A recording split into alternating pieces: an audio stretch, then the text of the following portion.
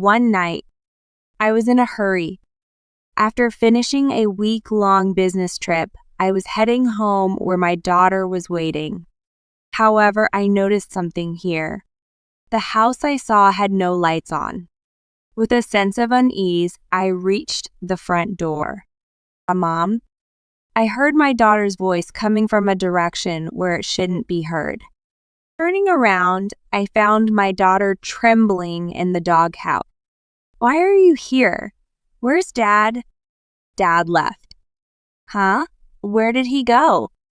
I don't know. He was talking to someone on the phone. At that moment, I once again became acutely aware of my anger towards my husband. Then my daughter said something strange. Mom, are you okay? Me? I felt a sense of discomfort as I glanced towards the doghouse. Immediately after, I couldn't help but scream. Because what was inside the shed... My name is Marie White, currently 34 years old, living with my husband and daughter. Although I've been married to John for just under a year, I have a 10-year-old daughter. That's because we remarried. My encounter with John was an unexpected pickup. Looking back now, if I had refused at that time, it wouldn't have led to that. However, at that time, I hadn't thought about such things at all. Sorry, I'm a single mother, so please look for someone else. That's okay. Huh? I hate to say it myself, but I often get picked up. At times like that, when I always said I was a single mother, they would leave. It's okay even if you're a single mother. Oh, sorry. I ran away from the scene. House, what was that? Looking back, no one was chasing after me. Relieved, I hurried to the house where my daughter was. I'm home. Welcome back. My daughter hugged me with a beaming smile.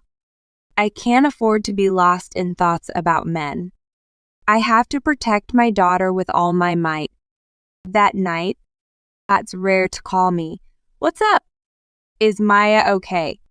Huh, Maya's fine. Don't you have anyone good around? Why the sudden question? I'm just worried. I think Maya still needs a father after all. I could understand that my mother was saying this out of concern for us. However, what I felt was that it was none of her business. I'm busy with work right now. For now, isn't it okay? Really, if I feel like that, I'll let you know. Got it. Come over to play sometime. Yeah. After hanging up the phone, I let out a big sigh. I felt incredibly tired for some reason, and it was true that work was busy. Just the other day, my hard work had been recognized, and my promotion was decided. Later on, after officially being promoted, I became a section chief. On the way back from work that day, oh, it's that lady from the other day, I was called out from behind and turned around. I immediately knew who it was. Aita. No, I just happened to see you. Is this something that always happens? No, it's not like that. Really, Max? For some reason at that moment, I found myself chatting amiably. Maybe it was because of the promotion. I had relaxed a bit. We talked for about 10 minutes. Well then, I'm heading back. Wait, your contact... Sorry, I can't do that. As I said that and started to walk away. In that case, take this. John took out a notebook from his bag and started writing something. After finishing writing, he tore out the page and handed it to me. What's this? It's my contact information. Feel free to contact me if you want. See ya. To that, he ran off briskly. I was dumbfounded, but for now, I headed home. I tucked away the torn piece of paper he gave me on the desk. After that, we never crossed paths again. The next time we met was a month later. Huh? Why? I couldn't help but blurt out, The meeting room buzzed with noise. Long time no see. Thanks for the other day. Yeah. As his other employees had imagined, John had come up with a clever idea. It was because John was dealing with the counterpart from a client company. From then on, we managed to finalize the contract somehow. After returning home, I called the contact information I had stored in my desk. Hi, hello. Yes, it's Marie, the one you helped today. Oh yeah, you called. Thank you for today. Don't mention it. I'd like to thank you somehow. You don't need to worry about that. However, feeling like I couldn't leave it at that, I invited John to dinner.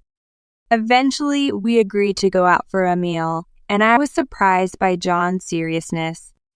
Before I knew it, I found myself naturally drawn to John, and 2 weeks later, we started dating. He accepted my daughter Mia, and Mia adored John. It didn't take long for us to get married after that. Well then, let's have a sweet home. Sounds great. Until now, I had been living in an apartment, but this prompted us to buy a house. Since an existing model house fit our image perfectly, I bought it under my name. Watching my daughter frolic in the new house, I was excited for the fresh start ahead. However, such a life didn't last long. Is work busy lately? You've been coming home late quite often. Huh? Not really. But you've been coming home on the last train every day recently, haven't you? John let out a sigh. Well, there are various things going on. After that, even on weekends, he would leave, saying he had work. I couldn't help but suspect that something was wrong. One day at the office, one of my subordinates, Brittany, approached me. You seem a bit down lately. Is something wrong? Huh? No, nothing's wrong. It doesn't seem like nothing. Really? Even I can listen to you. Yeah. Until now, I had been seen as quiet within the department, but today she seemed unusually confrontational. I reluctantly told her about John coming home late. Oh, I see. That's it, huh? Her response seemed to be looking down on me in some way. And I could tell why. It's because I've negotiated with many people before. As soon as they see that I'm a woman, they give me the same look as Brittany does now. It's almost always the same pattern. But I'm sure you'll be fine, Millie. John is just really busy with work. Yeah. When I got home, I was preparing dinner. And as I casually recalled what happened at work, I realized something. Come to think of it, why did she know his name? I never mentioned John's name. John comes to our company as a client. However, since Brittany worked in the office, there was no chance for them to meet. No, that couldn't be true, right? I vehemently denied it in my mind. But no matter how much I denied it, reality wasn't sugar-coated. Since then, John would come home late at night, wearing a scent akin to perfume. I'm back. I need to go to bed. Wait a minute. What? Where were you? It's obviously work. Really? But you smell weird? That's not possible, he said while checking his own clothes. Your reaction suggests otherwise, you know? Shut up. Mind your own business. From that day on, John's attitude towards me worsened. However, amidst all that, there was some solace. Well then, let's consult Dad. Yeah. We waited for him to come home from work and consulted him. Since our conversations had dwindled lately, I hoped this would be a chance to improve our relationship. She has something to discuss. Could you listen to Maya's story? Yeah. I want a dog. As dog. John crossed his arms and thought. Since we now had a house with a small yard, the environment was conducive to having a dog. You have to take care of it properly yourself. Yeah. Even my cold heart warmed up at the sight of my daughter's smile. The following weekend, we headed to a shop and picked a Shiba Inu puppy. Carrying the puppy home, a new problem arose. There's no way we can let it inside the house. That's cruel. It's still a baby. It's too pitiful. Then don't let it in the living room. We hadn't discussed this before, but I thought it would be okay once he agreed. We named the Shiba Inu Chaco, and my daughter took care of it with unfamiliar hands. As it grew bigger, she insisted on keeping it outside. Neither my daughter nor I had the right to refuse, all because I feared John. And then more worries ensued. It was decided that I would go on a week-long business trip. I'll be away on a business trip for a week starting next week. A business trip? So please take care of Maya for me. John didn't respond, perhaps lost in thought. Hey, are you listening? Yeah, I'm listening. Leave Mia to me. However, those words would be betrayed in the worst way possible. On that day, after finishing the week-long business trip, I hurried home. I was heading towards the house where my daughter awaited. But here I noticed something. The house I saw had no lights on. With an indescribable anxiety, I reached the front door. I heard my daughter's voice from a direction where it shouldn't have been coming from. When I turned around, I saw my daughter trembling in the doghouse. I hugged her tightly. Why are you here? Where's Dad? Dad left. Considering that nobody was home, it seemed like my daughter was left outside without being allowed. Where did he go? I don't know. He was talking to someone on the phone. At that moment, I became acutely aware of my anger towards my husband. Then my daughter said something. Mom, are you okay? What do you mean? Because Dad said on the phone that he didn't need Mom anymore, so he took care of it. What do you mean? I couldn't fathom what John was thinking. And there was one more thing that bothered me. As I glanced towards the doghouse, I felt a sense of unease. Where's Choco? Our dog, who usually jumps out when we return, was nowhere to be seen. Immediately after, I couldn't help but scream because what I saw in the doghouse was the worst possible sight. Why? Then my daughter began to shed tears. It was too cruel for her, who had loved Choco until then. I picked up Choco from the doghouse and brought him inside. I laid him on a towel. Choco was already cold, not moving at all. Although I felt it was cruel to ask my daughter such a thing, I couldn't just ignore the situation. Do you know when Choco became like this? I don't know, but I saw Dad giving him something. Considering that Choco used to run around energetically before I went on my business trip, it wasn't likely to be an illness. So I speculated that John had fed him something toxic. When I looked at Choco again, I noticed something in his mouth. On closer inspection, it was chocolate. Even if it was meant as a joke, it was the worst. We can't leave Choco like this. What are we going to do? We'll make sure he can go to heaven properly. I immediately looked for a pet cremation service that was available 24 hours a day and contacted them without hesitation. 30 minutes later, the cremation van arrived. Well, then let's say something for the last farewell. My daughter nodded silently. Thank you for everything until now. Be happy in heaven. Thank you for being our family. After the cremation, I carefully put Choco's bones into a small urn and returned home. We sat on the sofa together and mourned the loss of our beloved dog. Hey, are you hungry? Nah, I'm good. Okay. I glanced at the table and noticed a strand of hair placed there. Wondering why I hadn't noticed it before, I picked it up. There was something written on it. I win, we can't live together. So get out of this house pronto. Oh, and I took care of that noisy dog too. You better be grateful. Anger overwhelmed me, and I clenched my fist tightly. Mom, your hand. Huh? My daughter's voice brought me back to reality.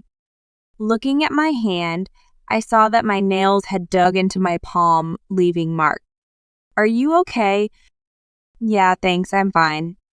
There's something I want to ask Maya. Yeah. How do you feel about Dad? I hate him. An instant response. Now I could act without hesitation. First, I changed all the locks, not just the front door, but every entrance. Then I immediately called my mom and explained the situation. What? Is that true? Yeah, it's all true. So, sorry to ask, but can we stay with you for a while? Of course, that goes without saying. Come over right away. Thank you. I packed my bags with clothes and essentials and left the house. When we arrived at my parents' house, they welcomed us warmly. So, what are you going to do now? Obviously, I'm going to file for divorce. Is something wrong? I mean, getting married twice and ending up like this, it's just unbelievable. What are you saying? You're not at fault here. I thought my mom was really strong. She's definitely got my stubborn dad wrapped around her finger. For about a week, we stayed at my parents' house while I used up my paid leave. I figured John would eventually contact me, so I decided to take some preemptive measures as well. Sure enough, I received multiple calls from John. Answer the damn phone already. What? You changed the locks, didn't you? Yeah, that's right. I did it in anticipation of your return. Too bad for you. It's punishment for leaving Mia outside. And for Choco, too. Oh, that dog. Is it dead? I was struggling to contain my anger. Yeah, thanks to your unnecessary actions. I see. Well, sucks to be you, well. He laughed without a hint of remorse. I didn't realize he was this messed up in the head.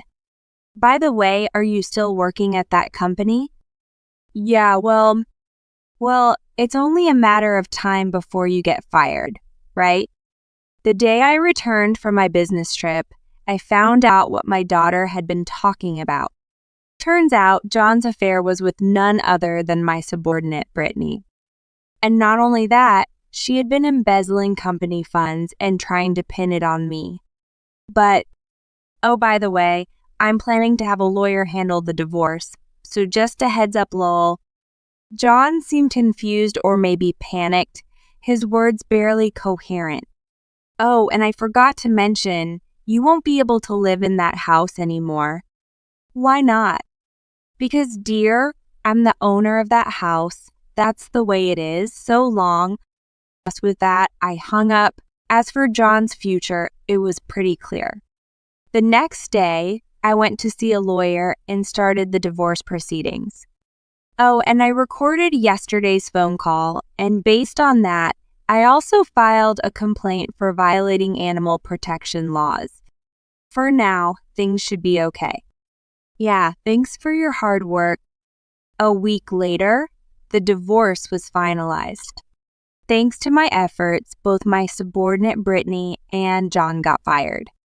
They ended up living together, but both of them being unemployed, their financial situation must be dire, especially with the alimony payments they have to make. Well, it's their own fault, so there's no sympathy from me. From now on, it's just Mia and me starting a new life together. I've had enough of marriage no matter what.